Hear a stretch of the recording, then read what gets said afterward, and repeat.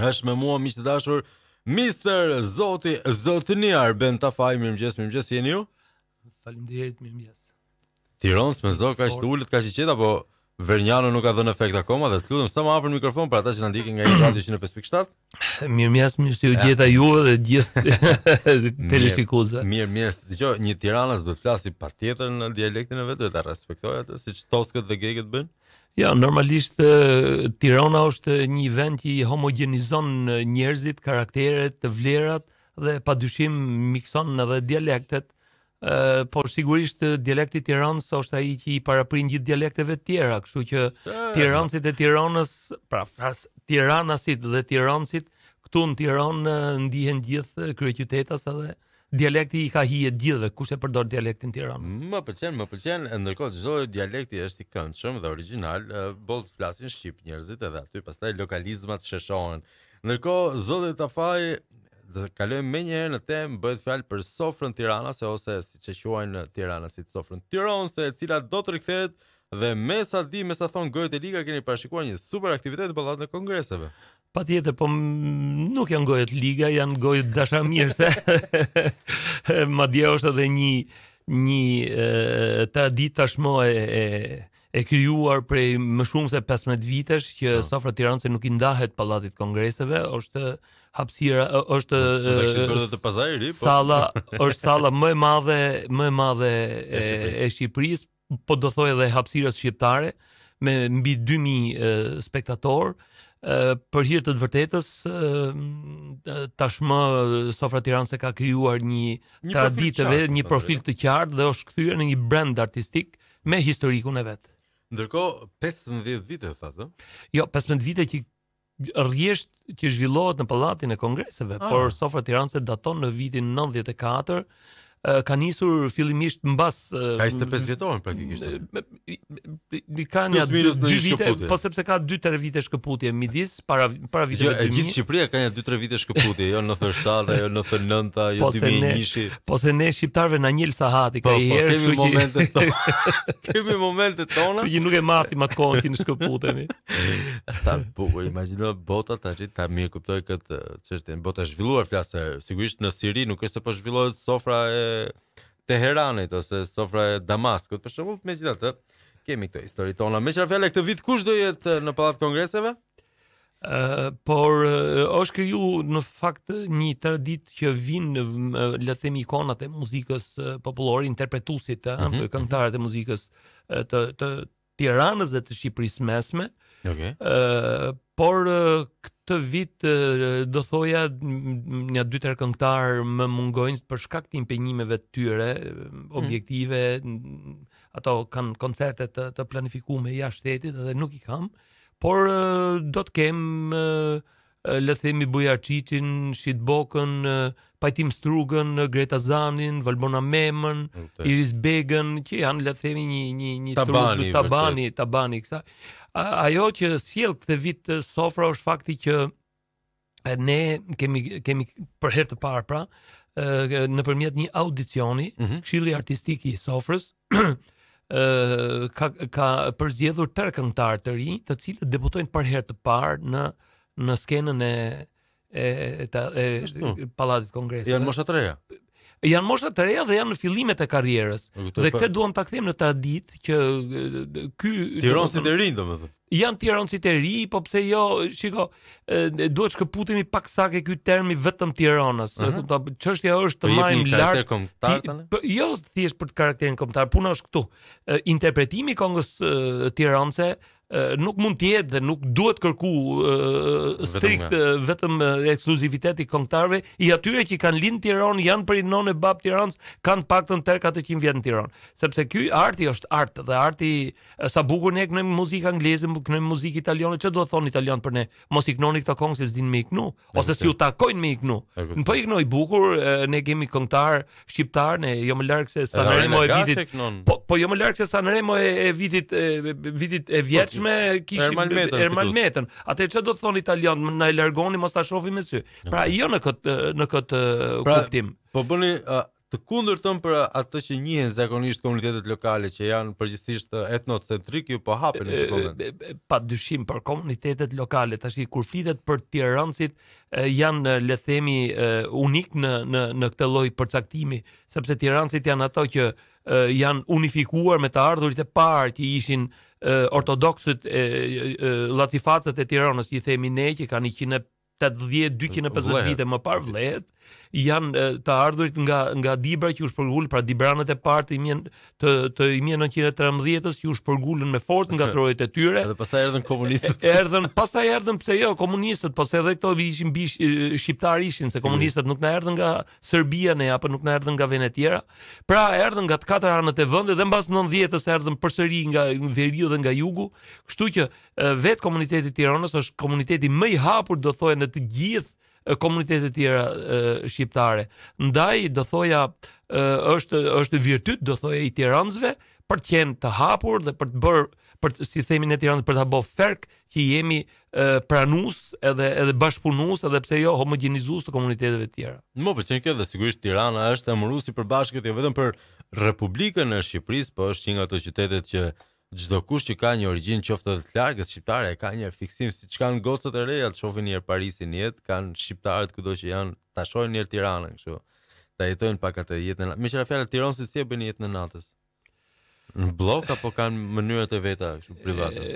Shiko, jeta e natës faktikisht është miksuar, kuptoj, dhe jeta e natës nuk është normalisht ose spaku nuk i takon gjeneratës sime për të më pyet, por gjithsesi jeta e natës është, le të themi, një cilësi e re e shqiptarëve në përgjithësi, ku mas viteve 90 fillun të hapen ato lokale që rrin 24 orë, apo që kanë mundësi ose i japin mundësi rinis për të le të themi për të kaluar orët e vonshme bashkë me njëri tjetrin, ku miksohen të ardhur Tiranas. Po, tiranësit tradicional, pse jo shqiptarët tradicional, jetën e natës nuk e kanë shumë për zemër, kuptohet. Ashtu? Po, absolutisht jo, pse një tërbojan i moshës 60 vjeç mos i bëhet qefi ti shkoj fëmia në pub. Një tepelenas moshën 75 vjeç, i vjen mirë ti shkoj goca në pub, në klub. Sepse është thjesht çështje evolim brezash, nuk ka të bëjë me origjinën. Ndërkohë ju me stadion të Sofra Tiranës keni zakonisht edhe çmime përveç muzikës, keni kështu ndërime të figurave të ndryshme? Po, kemi një panel vlerësimesh, sepse Sofra Tiranës mas viteve 2000 mori një karakter të spektaklit tematik. Pse jo, në mënyrë shumë modeste, njerëz personalitete që i kanë dhënë Tiranës, i kanë dhënë Shqipërisë në vite. Ky panel vlerësimesh ka të bëjë me personalitete të vitit, pra me njerëz që kanë kulmuar brenda dy edicioneve, por edhe njëkohësisht i japim mirënjohja tiranase dhe fisnikëria tiranase. Janë 3 vlerësime të cilat për hir të vërtetës, le të themi, kanë vlerën e tyre, rëndësinë e tyre brenda komunitetit të Tiranës, por meqense çmimi i vitit jepet edhe për ata që nuk janë Tiranas, por që kanë kontribute, por edhe për brezineri, pra ndonjë student i ekselencës apo ndonjë personazh i të ardhmes. E kuptoj, pëlqen kjo. Si thosh, edhe kjo ka pas jo ka pas, po ka rëndësinë vet në Sofrën Tiranëse. Më pëlqen kjo gjë, ndërkohë se ç'është bërë një faqe në Instagram Nami Zi, duket sikur ka mbledhur të gjithë tiranësit, është një faqe, nuk e di, vështirë ta keni humbur, që Venaliu, e keni pas? Po, sigurisht. Është e lezetshme edhe përmend sa figura vërtet interesante të shkuarës së Tiranës, së qytetit, për atë komunitet që është autokton. Patjetër, janë shumë faqe në fakt që mundohen të le të themi të eksplorojnë këtë lloj fushe, por Venaliu patjetër që është më avancuar, ka një numër shumë të madh ndjekësish. Po edhe materiale, edhe materiale, po të cilat materiale i gjen në mburime që janë përsëri brenda nesh. Merita e kësaj faqe është pikërisht durimi që ka, vullneti që ka, predispozita që i ka vu vetes, edhe metodika për t'i nxjerrë këto her pas here dhe për të kujtuar, le të themi, personalitete, ngjarje historike, pamje të ndryshme, objekte të vjetra, është shumë e rëndësishme dhe gjë me vlerë të komunitetit tonë. Do doja të pyesja zoti Tafaj, nuk e di pse ju duke qenë nga konteksti jo vetëm i sofrës Tiranës, por edhe i shoqatës Tirana, do doja të pyesja si përfaqësues i Tiranës, po aq se një kryetar bashkie, si ju duket Tirana sot në çpik është në historinë e vet? Tirana sot tash e politizova pak shumë jo nuk ka ndonjë të keqe, po nuk e këndvështrim politik. Është artikulu shumë kjo çështja e Tiranës. Me thon të drejtën, unë hyj ke ata njerëz, ndoshta ti pret tjetër përgjigje, po unë do të përgjigjem, unë do të përgjigjem ashtu siç diun të përgjigjem me shumë sinqeritet. Tiranën sot e shohin me në këndvështrime të ndryshme. Ka njerëz sot, edhe kur themi ka njerëz sot, duke filluar që nga politika e lartë, edhe ata që e drejtojnë Tiranën, dhe deri tek njeriu i thjeshtë ose studenti sapo ardhur, ka njerëz që thonë Tirana sot është e betonizuar. Ka njerëz që thonë Tirana është totalisht e pa urbanizuar. Ka të tjerë që thonë këto rrugë nuk I mjaftojnë Tiranës, duan rrugë të tjera. Ka disa të tjerë që thonë, pra ka këndvështrime të ndryshme. Ajo që është domethënë e keqe në gjykimin tim është se zëri I atyre që janë specialistë vërtet, I institucioneve të vërteta të specializuar apo që realisht janë të përgjegjshëm kur e qisin një fjalë, ai ndigjohet gjithmonë më pak. Dhe të vjen me qesh. Ndodh kjo në Shqipëri. Por ndodh kjo në Shqipëri. Kësaj do thoja që Tirana e sotshme është një konglomerat, është një miksturë, është një vend banim, kuptoj I madh, po që nuk e gje ku është fillimi dhe ku është fundi. Pra një metropol klasik. Pra një metropol, jo, tamam klasik, se po të ishte klasik do thoshim jemi mirë, por është jashtë klasikës. Një tentativ për të qenë metropol, por jemi akoma në përpjekje. Juve sot ma bët ftesën që unë tisha në orën 8 mëngjesit, por unë mezi kam arrit në orën 8:30 këtu, megjithëse jam një drejvues I mirë I makinës. Por ishte e pamundur çajse rrugët e Tiranës, e kuptoj të bllokumen 3-4 nyje, kuptoj që nuk ka pse të nga Zoguzit deri te mbikalimi Kasharit është llatar. Është lllatare, Unaza ishte e tillë, rruga e Dibrës është e tillë, qendra e Tiranës nuk kalohet, pra ke Bryli nuk mund të shkosh, pra në një farë mënyrë e ndjen veten të rrethuar, jeni qytetin tënd, edhe ndjen veten në rrethim. Kësaj le themi është një mishmash që në të shumtën e herës e krijojnë vetë. Pra, mos themi që t'ia hedhin fajin gjithmonë të tjerëve, jo gjithmonë kanë faj të tjerët. Si thoshte dikur një kryeministër, bashkëvuajtës dhe bashkëfajtori me pak në njëri tjetrin. Kjo është I çike edhe me Jo, edhe ke trafiku, nuk e kisha. Është I çike edhe me të kallme kjo punë, kuptati, bashkëvujtës dhe bashkëfajtor, aty ku jemi bashkëvujtës jemi bashkëvujtës se dikush na bën me vujt, kurse kur është puna për të nda fajsin ose për të qenë fajtor, gjithë secili duhet marrë përgjegjësinë e vet. Ndërkohë, për t'u rikthyer pak, sepse kjo do të jetë një bisedë gjatë, sepse kreu I sofrës dhe drejtuesi I sofrës Tiranës ka shumë gjëra interesante për të na treguar miq të dashur, por tani në këtë moment do I rikthemi aktivitetit të para kur ndodh në Pallat Kongreseve eventi. Ditën e hënë me 11 shkurt në orën 6 të mbasdites. Me bileta pa bileta? Po, tash me bileta ka qenë, sepse ka qysh dje janë marru bileta, do më thonë kështu që pa bileta rrini rehat. Do më thonë nëse unë do të shkoj aty do të rrin këmbë. Ekziston mundësia për një akomodim kështu në këmbë. Ti mund të kesh një mundësi, do më thonë të morësh kamër me vete. Qartë me akreditim, siç bënim dikur për ndeshjet e kombëtare, kështu me badge. Me badge të sofra Tiranës dhe me qira fjala, me që janë shitur të gjitha biletat. Kush është publiku I sofrës Tiranës? Është një miting I madh me tiranësa? Apo është më shtrirë? Shiko, ka një publik tradicional, familjar do thoja. Ajo që të bën habi është fakti se është I vetmi spektakël ku nuk arrin të përcaktosh moshën dominuese, pra grup moshën dominuese. Është shpërndar. Që nga mosha e tretë deri tek rinia rinia e qytetit të hershmit. Kryesisht adoleshentët. Sigurisht Sofra Tiranës është një spektakël I hapur, por pjesë ndërmuese të spektatorëve janë Tiranës autokton, por nuk përjashtohen ka plot të ardhur të tjerë, të cilët sigurisht I pëlqen muzika popullore.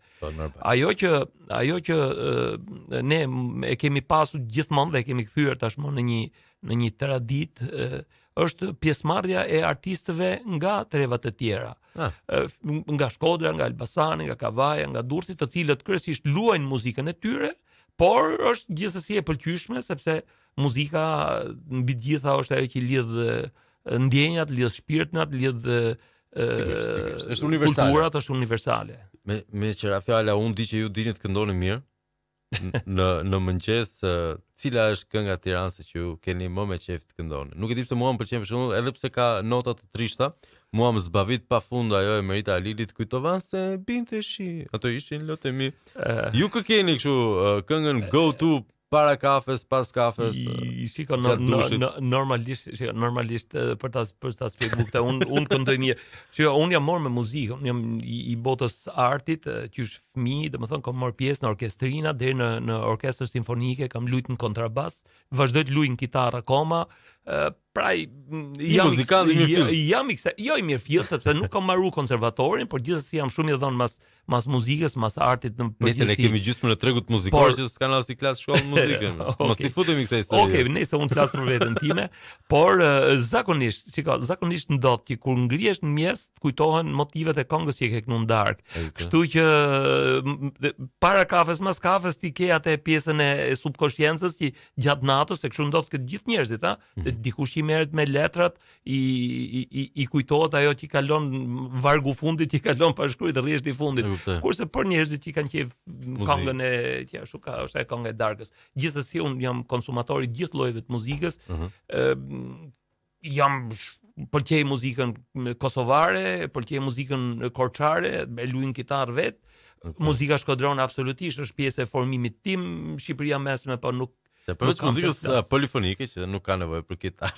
Përveç muzikës polifonike, të cilën unë çuditërisht e pëlqej, ndoshta ata që më dëgjojnë sot e dëgjojnë për herë të parë, unë kam kryer shërbimin ushtarak në Vlorë, kam ne 2 vjet tek vlonjatët dhe ndoshta duket e çuditshme hera parë që e them këtë kështu publikisht. Kam qenë pjesë e grupeve polifonike. Unë s'di të kënoj polifonia dhe kënoj keq. Por ato më kanë suportuar dhe unë kam kënu me ato, jam kënaq, jam shkrinj dhe mund të kem. Ndoshta nuk e hedh, po e pret, thonë nga Vlora. Unë shkrinjem për vete, do njeriu po kënaq për vete, do thotë që ja ka arrit qëllimin. Ka kryer gjysmën e punës, ndërkohë nga gjithë Tirana ka ca super godina, super vila, shtëpi të vjetra karakteristike, ju cilët do kishit preferuar në tuaj në një nga këto objektet? Që ekzistojnë sot. Le të shpresojmë që ekzistojnë akoma. Pra, domethënë normalisht Tiranës ju kanë heq shumë për fatin e keq, për fatin e keq. Shiko. Sigurisht nuk ka qenë vetëm faji institucioneve, kanë përshtypjen se edhe vetë banorët kanë dashur të ikin nga ato shtëpi, në bashkëpunim bëhen sa gjëra. Absolutisht po, sepse ajo që desha të them shpar ishte që jo gjithmonë është faji drejtuesve, se shpesh herë është faji, është kërkesa e vetë komunitetit. Sot ka njerëz, sepse këtu do të dalë edhe ta lidh edhe përgjigjen tuaj. Ka sot që ngrihen e thon po betonizohet. Harrojnë që vetë shtëpiat e tyre i kanë dhënë me për pallate janë ndërtuar dhe jetojnë pallat. Pra masi gjithë prona e familjes vet është betonizuar. Kanë paguar dhe lekë të ashensorit, jetojnë pallat, janë shumë mirë në rregull dhe i thonë atyre që janë 3 familje mbase në 2 dhoma kuzhinë, i thonë atyre mbajeni aty se na duhet ne për kujtim. Pra shtëpinë vet e prishi dhe shtëpinë tjetrit thotë maja ashtu. Pra ka të tilla rryma, flukse mendimi, e kupton, këndvështrime, të cilat le të themi duan trajtuar me specialist, duan trajtu pa emocione, duan trajtu pa interesa vetjake për të thonë realitetin. Kjo ishte ajo pjesa e përgjigjes parë. Ndërsa për fatin e keq, masi janë dhënë shumë shtëpia, masi kanë monumente kulture janë sheme. Po kanë qenë monumente kulture që përpara se të shemen janë djeg pa dashje, sepse janë djeg dhe pa dashje. Pa dashje, si ta zjarre dje në për Tiranë, pa dashje. Sot ne për fatin e keq Tirana apo i humbet dita ditës memorien e vet historike dhe është shumë vështirë të vesh gishtin se kush është më e bukur se sa tjetra. Le të shpresojmë që konscienca qytetare në radh parë, ose jo të prevaloj, po edhe konscienca politike, të dyja së bashku të konvergjojnë për të ruajtur, për të mbrojtur këtë pjesë të memorisë historike që i ka mbet qytetit tonë. Me që nuk e morë një përgjigje me një adresë të saktë, ja bëju një sugjerim? Edhe madje t'ja bëj dhe ftesë ato që po na ndjekin në kafeinë në TVD Radio 105.7. Nëse nuk keni qenë asnjëherë tek shtëpia muzeu Sali Shiakut, të paktën hidhni një sy se është vend shumë interesant për të parë. Jeni dakord me sugjerimin tim? Absolutisht, është një ndër shtëpiat më të vjetra, është mbi 300 vjeçare. Unë jo vetëm që i kam miq të zotë të shtëpisë edhe zotin edhe djemtë e Salës, po vetë Sali Shiakut i kemi dhënë Fisnikëria e Tiranës në një nga edicionet e Sofrës Tiranëse.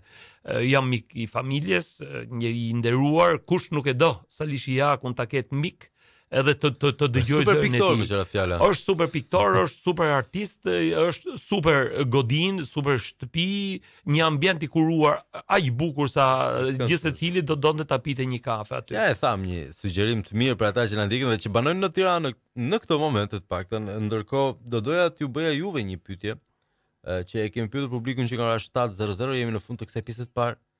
Nuk do e mbyllim, ndoshta do vazhdojmë pak, po do e bëjmë më sportive. Çështjen do kalojmë reklama, por jo pa e pyetur zotin Tafaj, nëse nesër antarësohemi në BE, ju vetë do emigronit apo do mendoni se ai është momenti i kthesës në historinë e Shqipërisë? Absolutisht, unë s'kam emigruar në 91-shin. Kur që moment? S'kam emigruar në 97-ën, dhe nuk mendoj të emigroj vetë në sikur nesër të bëhemi pjesë e BE-s. Por i gjë do të them, pra dhe kjo s'ka të bëjë me mua dhe me Brezinim.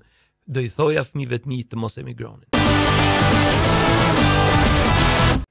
Oje të mëngjesit të Tiranës dhe të gjithë Shqipërisë, mirë se erdhët. Për ata që sapo zgjohen, se duhet ta uroj mirëmëngjesin çdo 30 minuta, se zgjohen njerëzit në orare të ndryshme, sigurisht në varësi të orarëve në të cilat flenë apo punën që ata kanë. 069 është diskutimi sot për sofrën e Tiranës së miqtë të dashur, sigurisht edhe për pyetjen që ju shtruam pak më herët, nëse antarësohemi nesër në BE, ç'do bëni, do qëndroni apo do largoheni? Dikush më shkruan që nëse antarësohemi në BE, edhe 80 vjeçarët do mbledhin plaçkat dhe do ikin, ndërsa një tjetër, me sa duket, ka sikletë me këtë termin Tiranës, pyet të ftuarin në çfarë viti duhet të kesh ardhur në Tiranë që të quhesh Tirancë me C. Dhe është me mua zoti Tafaj për ju që sapo vini, Arben Tafaj. Për të qenë të qartë, komuniteti i Tiranës nuk është hermetik ndaj të ardhurve. Dhe që ajo pjesa kur quhesh Tirancë, kur nuk. Që të qenë Tirancë në vetvete nuk përbën ndaj titull, ndaj cilësi, ndaj meritë dhe ndaj cilësi të veçantë.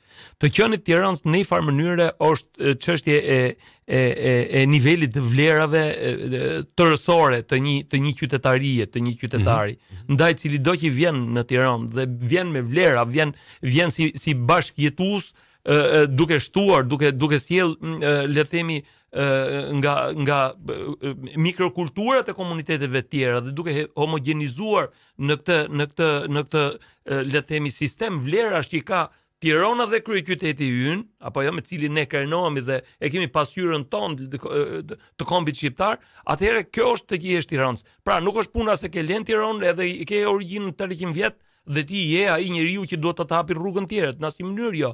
Ti vje me vlerat e tuaja, je njeri përsmari, je njeri që nuk shkel ligjin, që njeh të drejtat e tjetrit, respekton pronën, respekton drejtat e gjithë secilit, atëherë kjo është me qenë Tirancë pra me tjetër. Tirancë është sistem vlerash, kjo është ta kuptoj secili. Ka si mota të shprehni jeto dhe lart jetojnë, domethënë. Patjetër, pra Tirancëliku është sistem vlerash, nuk është se ke lënë Tiranë. Pra nuk ka një datë apo një afat skadence, ndërkohë për një gjë jam kurioz, me që po flasim për çështje emigrimi dhe largimesh nga Tirana, le të themi e vjetër, duket të ketë një largim shumë të madh në emigrim? Nga Tirana vjetër? Flasim nga familja Tiranës, nuk e di si shpi raport. Vonë mbase diçka është prish raporti, por tirancët janë komuniteti më pak emigrues në gjithë Shqipërinë. Do më thonë...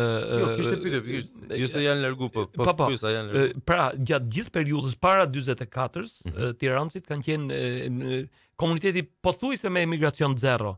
Edhe ata që shkonin me boshkollën, vishin prapë këtu. Ne kemi një numër të madh mjekësh, do të fillu me shef Qetnëroqin, Kadri Kërçikun, Baran Prezën, ku diun, që kanë studiu mjekë, inxhinierë gjithë kanë studiu në Itali, në Austri, në Turqi, në Stamboll dhe në gjithë vend me legët e prindërve të tyre dhe në fundit kanë ardhur në Shqipëri dhe kanë bërë jetën e tyre intelektuale, kanë shërbyer vendit vet. Kjo jo aq shumë për patriotizëm se sa për atë natyrën që tiranësit kanë për të ardhur dhe për të nejtë mrena vendit vet për oborri vet. Ju pëlqen oborri vet Tiranës? Shiko, i pëlqen oborri vet, nuk i ka dalë keq Tiranësve kjo oborri vet, sepse në fundit Tirana është vendi si tre po flas që është më i pasur në Shqipëri. Është i vend që blegtorinë ka pas të zhvilluar, ka pas bujqësinë e zhvilluar, ka pas bimët e arës, ka pas ujë me bollok, ka pas detin afër, ka pas malin afër, pra është gjinoft. Ofron të mundësi dhe ti lesh këto mundësi edhe të shkosh të lash pjata ku dëgjon Mojt Amerikës, nuk është mirë apo jo. Nuk është dashje zgjuar, se mirë mund të jetë, po. Nuk është dashje zgjuar. Nuk është dashje zgjuar. Kështu që unë mendoj që jo mendoj unë, po deri para 44-45 gjatë periudhës regjimit komunist sigurisht nuk ikte askush, ai që ikte kishte probleme tjera.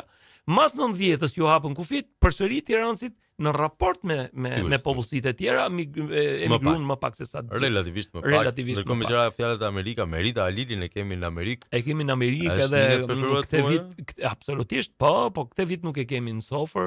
Vitin tjetër kam planifikuar të jetë patjetër sepse është absolutisht është Merita Alili. Është transversale, nuk është kufizuar të jo. Megjithatë për një Tiranas autoktonus, siç do thoshte edhe ai ballist Morina aty në Kukës, kush është këngëtari, fraksion këngëtarja më e mirë e muzikës qytetare të Tiranës? Po ju vën pozitë edhe. Jo, tash un mund të them kështu që keni një bot preferencash ne si komunitet po flas. Tash un nuk flas në emrin tim personalisht. Fitnet e Rexha dhe Hafsaz Yberi kanë qenë dy ikonat e muzikës popullore. Le të themi, të gjithë thonë janë të papërsëritshme. Domethënë kur futesh ke termi i papërsëritshëm, në këto lloj vlerësimesh, ky është termi besoj që të përjetëson. Apo jo, se këto artistë mjeshtër i madh këtu këto janë gjona që nuk është. Në varësi të presidentit mund ta mosh atë titull. Kurse populli kur thotë janë të papërsëritshme, do thotë je përjetësuar nga këngëtarët më të mirë tona. Ndërsa sot këtë zhanër e lëvrojnë njësor këngëtarësh, unë i përmendaj, kemi në Sofër, Merita Alilin e të tjerë dhe pa dyshim që e ruajnë traditën, le themi jo mundohen, por nuk shmangen nga tradicioni, nga shtrati kulturor i TRV-s. Tani më shpjegoni diçka që është një mister për gjithë që her pas here frekuentojmë jetën e natës, kemi qenë në vende të ndryshme ku luhet muzikë. Si është puna me këtë këngën e Pajtim Strugës, Tirana kampion, e dëgjon në për dasma, e dëgjon në lokale, mund ta vënë në restorante, në stadiume. Kaq qefe keni? Përveç është shumë simpatike sigurisht. Shiko, ndoshta për ata që nuk e dinë, kjo këngë është kompozuar dhe është mbyll me fjalë për një notë, për 24 orë. Të nesmen kënga ka qenë gati. Një këngë që ka lind pikërisht në atë periudhë kur ekipi Tiranës ishte në kulmin e vet. Dhe le themi gjithë syt, mendjet, zemrat e tiranësve, pse jo, dhe gjithë tifozave jo Tiranës, futboldashësve ishin kthy nga ky ekip. Dhe kjo këngë në një farë mënyre është ka dhe një moment kalimi aty për Champions League, më duket, ëh? Ai batut për Champions League-ën. Ato këto lloj këngësh që megjithëse kanë autor, praktikisht bëhen popullore dhe shtohen her pas here me vargje, me fjalë që i shton dikush i ka dhe ashtu. Pra nuk i hy shumë kësaj, po desha të them këtë tjetër. Kjo është le të themi kënga e dytë e kohës kur Tirana ishte në kulmin e vet. Ka një këngë të vjetër, pra. Ishte neshje me vllaznin. Ishte neshje me vllaznin. Ke stacioni i trenit këto. Nice. Por ka dhe një këngë tjetër të vjetër, që është me motive përsëri këngë e Tiranës, po që është për plejadën tjetër, për atë që për ato 6 vite që Tirana ishte kampion. Absolut. Po, me Fatmir Frashin, me Perikli Dhalesin, me Skënder Hykën, Djetra Fmete, me këto që ishin. Një plejad tjetër. Një plejad tjetër. Këto të dyja kanë të dyja këj këngë. Janë këngë faktikisht, ju thatë pse këndohen. Janë bo masive, janë këngë që nuk kanë për klabe. Nuk është shtrëngu ai kompozitori me gjatë motiv ta vjedhi jo se nëse ta boj. Ai ka buru direkt nga shpirti. Ka dalë një moment gëzimi. Pikërisht këto këngë jelën këngë monument. Janë plot të tilla, jo vetëm për futbollin, por kanë këngë të tjera, të cilat mbeten brez mas brezi dhe nuk ke nevojë t'ja mësosh fëmijëve, nuk ke nevojë ta trashëgosh, se trashëgohet në gjak hyn, domethënë nëpërmjet gjakut, nëpërmjet genit është trashëguar kjo lloj këngë, pra ky lloj melosi në një farë mënyrë. E kuptoj, me që jemi te melosi, Kim Krajka është një nga autorët më të mirë të melodive shqiptare, por kjo do jetë një diskutim tjetër, do jetë pjesë e Kim Krajka është në këto Dibranët e Tiranës. Dibranët e Sherit të Dibrës, të artët të 1913-s. Po deshet të them dy fjalë, domethënë në përcaktimin në këndvështrimin e ne, siç e shohim Kim Krajkën, ai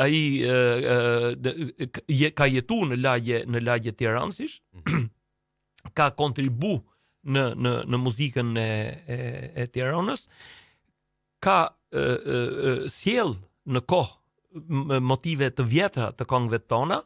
Edhe një kontribut që i njifet Kim Krajkës është fakti që ka drejtuar ansamblin popullor të këngëve të Dvallëve. Megjithatë tani do të flisnim pak për humor, miq të dashur, për humor Tiranës, se kemi shumë lloje humori, kemi me karakter kombëtar, kemi spektaklet, varietetet. Do të dia nga zoti Tafaj për Tiranësit, kush është humoristi më i mirë Tiranës i të gjitha kohërave, nga Skënder Sallaku te Met Bega, se do të përmendur ca kolos të artit shqiptar, te Xhemal Myftari, më thënë fjala. Myftiu, më falni, Xhemal Myftiu, i cili dje kishte vit historik në jetën e vet. Po, shiko, secili ka qenë, domethënë Met Bega patjetër që ka pas humorin, por Met Bega ka spikatur edhe si aktor në një farë mënyrë. Përveç, domethënë, aktor humori, pra i ka pas dy cilësi të cilat i ka lidh kaq bukur me njëra tjetrën. Ndërsa Skënder Sallaku ka qenë, le të themi, më mirë filli komik. Përveç ato talenteve tjera, sepse ka qenë mundës e në cirk ka punuar. Po, prestigjatore, ka një sër shumë dimensional, absolutisht, po, ka bërë disa filma, por që humorin, barcaletën, batutën, Skënder Sallaku ka pas jashtëzakonisht shumë të fortë, ka Majt Salla, kanë edhe Met Bega madje ka pasur ato recitalet vetat në pas kongreseve tek Pull. Patjetër. Dhe sigurisht batuta legjendare që i shkon çdo politikan shqiptar drejtues të këtij vendi tonë, të rrymë se qyre kemi, se nesër jemi as jemi, legjendare. Duhet bërë tatuazh ajo nëse nuk e keni bërë, hiqni dorë nga këto shpejt kinezë që vinin në trupin tuaj nga këto budalliqet, sidomos për ato drejtorat e sapo ardhur nga rrethet që bëhen drejtorat më dhej kështu nëpër zyrat e shtetit. Kjo bëni tatuazh këtë shprehje se do ju eci pak më mbar. Për të rikthyer aktivitetit të datës 11 janar në çfarë orë është? Në 6 mbasditë. Në 6 mbasditë në Pallat Kongreseve Sofra Tiranës rikthehet, do ketë muzikë, valle, çmime. Valltarja, do jetë Lili Cingu? Do i numër për dashje? Ja, Lili nuk është, kam 2 grupe vallesh, që është e vërteta, po. Kam një grup që është i ftuar nga Prishtina. Sa mirë. Po, është qendra kulturore e fëmijëve. Ngjajmë pak Prishtina lidh me Tiranën, si koncept, si sjellje. Ka një qasje kështu. Shiko, arti të lidh edhe arti të ngjason. Për shembull në Prishtinë këtë grup ka 20 e sa vite, Tasim Dajçi, koreograf i mirënjohur që i mëson të rive motivet e Tiranës, motivet e Shqipërisë mesme, por edhe të trevave tjera. Në një farë mënyrë këtë qëllim ka arti i vërtet. Nuk është puna se po skënove këngën e Tiranës, nuk e kënu dot këngën e Shkodrës. Një artist që është artist, prandaj se themi ne ambasadori këngës, ambasadori i artit, sepse normalisht shkon diku, këndon këngën e vet, e bën atë të dëgjueshme, të absorbueshme prej spektatorit atje, pastaj merr diçka tjetër dhe e sjell në vendin e tij.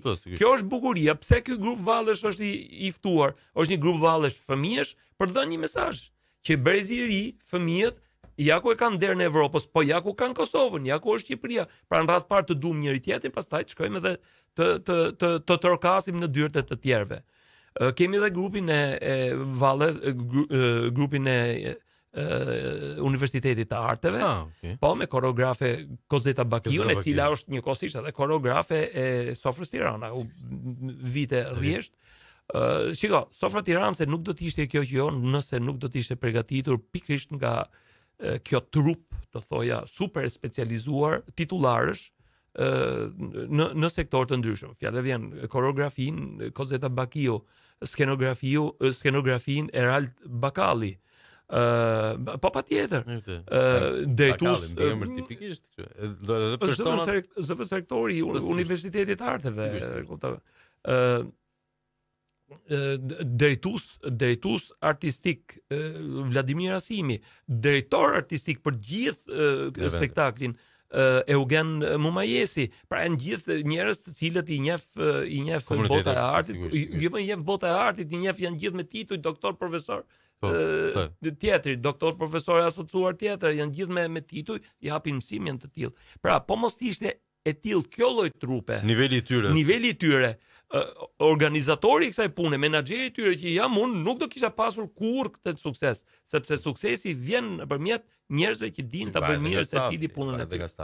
Miqar Vera, nuk e di nëse mund ta themi apo s'mund ta themi, zakonisht ka disa raste kur çmimet thuhen paraprakisht kur do vlerësohet X person me çmimin njëjë apo jo, mund të zbulojmë ndonjë nga unë kam qejf të dal aty, unë kam qejf të lej surprizë. Okej, do transmetohet diku apo do shojmë në kronikën e lajmeve?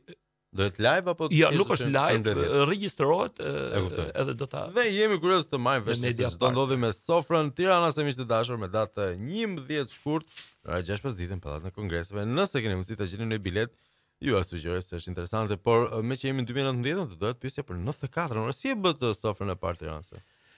Historia e Sofrës së Tiranës në fakt është e tillë. Në 94-ën 95-ën, 96-ën e 2-3 vite rresht u organizua në ambient të hapur, në sheshin Nën Tereza, që quajmë sot, pranë kodrave të qytetit. Në fakt, filmas ndryshimeve të viteve 90, 91, u ndoq praktika e estradës së shtetit. Dhe Sofra Tiranës e filloi në formën e një koncerti varieté. Sikurse estrada e shtetit kishte vite që në themelimin e saj që organizonte diçka të tillë. Dhe kjo sofër ishte me iniciativën e Bashkisë Tiranës, Estradës Shtetit dhe Shoqatës Tirana, ku merrnin pjesë aktor, humorist, pra formë varieteje. Pas viteve 90, përgjegjësinë për organizimin e sofrës e mori kryesisht Shoqata Tirana, dhe që nga ajo periudhë e deri tani u spostua nga sheshi Nën Tereza në sallën e Pallatit të Kongreseve dhe mori formën e një spektakli tematik, eventit tematik, ku përveç panelit të vlerësimeve, siç u thash, në këtë leitmotivin e gjithë këtij eventi, do kishte një ngjarje historike, një tematik të caktuar, kupton, sikurse është edhe tematika e këtij viti. Po të shohësh apo të hysh në sallë, tash unë këtë po e zbuloj se kjo tashmë është e mbyllur, është e mbyllur si skem, do të thënë, do të shohësh Tiranën e vjetër, me të konturuar ashtu, dhe pallatet e çmendura sipër që kanë zonë përfund dhe i kanë marrë frymën Tiranës. Këtë lloj konflikti urban do thoja, ne e shprehim aty nëpërmjet skenografisë së sofrës. Pra arkitektura origjinale Tiranase me urbanizimin. Me urbanizimin, sigurisht to stilizuara, të futura në art nëpërmjet skenografit Erald Bakalli. Dhe më pëlqen kjo gjëja, ndërkohë për ta mbyllur një apel fundit që ta bënë të Tiranësve që po ndiqin këto momente. Tash këty ne që i ka dalë gjumi se aty ne që janë tuflet, ne nuk i bëjmë dot apel. Se Tiranësit zgjohen vonë apo herë? Përgjithsisht Tiranësit e kanë që zgjohen vonë, si ka pa. Prandaj lan për tani këtë bisedë për në 90. Sepse edhe flen vonë, domethënë në një farë mënyre herët ngrihen ata që kanë për të punuar arën, që kanë për të miel baktit, kurse njerëzit që kanë jetuar në qytet edhe që kanë punë, le të themi, dikush intelektuale, dikush zejtare, diku punë të tjera, ngren vonë, kanë një orar 8:30, 9. Edhe flenë relativisht vonë sepse lexojnë darkë apo bëjnë një punë tjetër. Kuptoj, ka darka është e mirë dhe për gjëra të tjera. Me qenë fjalë këto fshatrat e Tiranës si keni vizituar? Po, s'kam pse ti vizitoj, se unë jam pjesë organike e shoqata vetë, shtrihet në këto. Shtrihemi, ne kemi antarët tonë. Ne shkojmë, bëjmë aktivitete, vlerësojmë, kemi figura që i vlerësojmë në jo vetëm sofër, pa edhe aktivitete tjera, se ne flasim për sofrën sepse jemi në vigjilje të saj pune, por normalisht unë bëjmë mbi 20-30 aktivitete gjatë gjithë vitit. Bëjmë aktivitete kulturore, vlerësojmë figura, promovojmë libra, ja mas sa kohë do dali një botim që është i 5 i kolanës botimeve Shoqatës Tirana, që lidhet me personalitetet. Dhe do të bëhet promovimi i atij libri ku flitet dhe faqja Tirana, aty do të morësh shumë materiale, të cilat ti do t'i lexosh në. Sigurisht Tirana Mania të Delisulës, patjetër që e morët. Kam qenë pjesë e gjithë produktit të atij libri, pavarësisht se ajo është në autorsi merite absolutisht e Rezar të Delisulës, por kam qenë në promovim, jam mbështetës, ne mbështesim njëri tjetrin dhe nëse do të një apel të fundit fare, apeli për Tiranën është kjo, të mbështesim sa më shumë njëri tjetrin, të jemi sa më shumë bashkë, se vetëm kur jemi bashkë bëjmë punë të mira. E mira do ishte që ky apel të shkojë të gjithë shqiptarëve, edhe pse nuk e kemi këtë vesë kaq të keq sa ta mbështesim njëri tjetrin në mënyrë më pozitive të mundshme, zakonisht kemi qef të bëjmë se hir kur tjetri ka siklet. Po thuaj fundja smundjet e kohës tonë. Ndërkohë do ta përshëndesim zotin Arben Tafaj me një këngë që do gjej, kemi DJ, ka emrin DJ Escobar aty, po është qefli i muzikës Shqipërisë Mesme. Ai do gjej një super këngë, ndërsa unë do doja shumë t'ju falenderoj dhe t'ju uroj sukses me Sofrën Tiranës dhe me aktivitetet tuaja në vazhdim. Edhe unë do ju falenderoj shumë ju për ftesën dhe për mënyrën se si e orientuat bisedën. Falenderoj se ishte ndër më të bukura që kam bërë. E vlerësoj këtë gjë, por ne kemi një rregull në fund fare kur i mbyllim intervistat, kemi një pyetje. A u bindët ju dhe gjithë tiranësit autokton me caracë dhe pa caracë që ky është emisioni më i mirë i mëngjesit? Unë u binda, por këtë llafe më le ta them as i pi kafen tjetër. U krye do bëjmë një Verniano tjetër për zotin Tafaj miqdashët dhe do rikthehemi live.